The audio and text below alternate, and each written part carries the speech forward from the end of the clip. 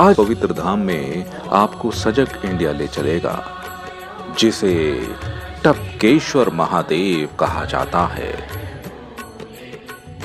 दून घाटी में पहाड़ों के बीच विराजमान भगवान टपकेश्वर स्वयंभू शिवलिंग है, जिस मंदिर की प्राकृतिक छटा बेहद निराली है। पहाड़ी गुफा में स्थित ये स्वयंभू शिवलिंग भगवान का आभास कराता है।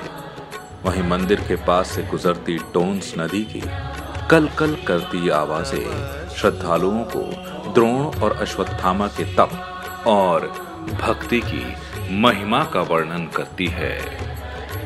उत्तराखंड की धरती का यही तो महत्व है कि यहाँ आप जहां भी जाएंगे वहां आपको देवालय मिलेंगे, और देवालय भी ऐसे जिनके पीछे पौराणिक कथाएं जुड़ी हुई हैं।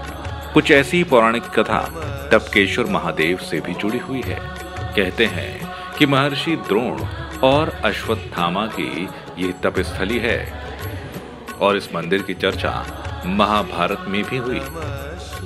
सबसे खास बात तो यह है कि इस शिवलिंग के ऊपर द्वापर युग में दूध की धाराएं गिरती थी,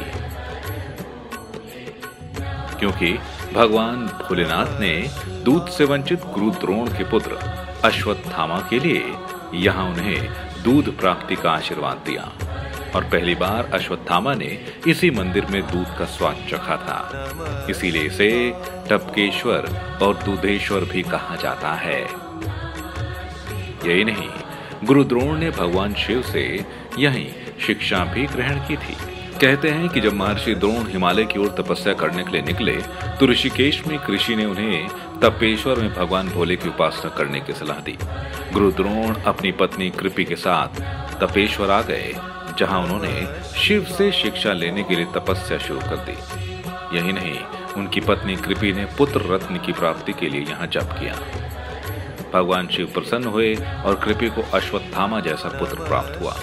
वहीं द्रोण को शिक्षा देने के लिए भगवान रोज आने लगे, लेकिन इसी बीच मां कृपि को दूध नहीं होता था और वो अपने बेटे अश्वत्थामा को पानी पिलाती थी। मां के दूध से वंचित अश्वत्थामा को मालूम ही नहीं था कि श्वेत रंग का ये तरल पदार्थ क्या है। 6 महीने तक गुरु द्रोण ने कठिन तपस्या की, और उसके बाद अचानक शिवलिंग पर दुग्ध धारा बहने लगी।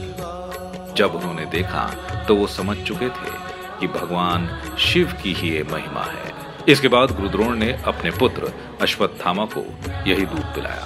सावन के सोमवार में तो यहाँ विशेष पूजा होती है। भगवान भोले के भक्त यहाँ जल अर्पण करने आते हैं और भगवान की पूजा करते हैं।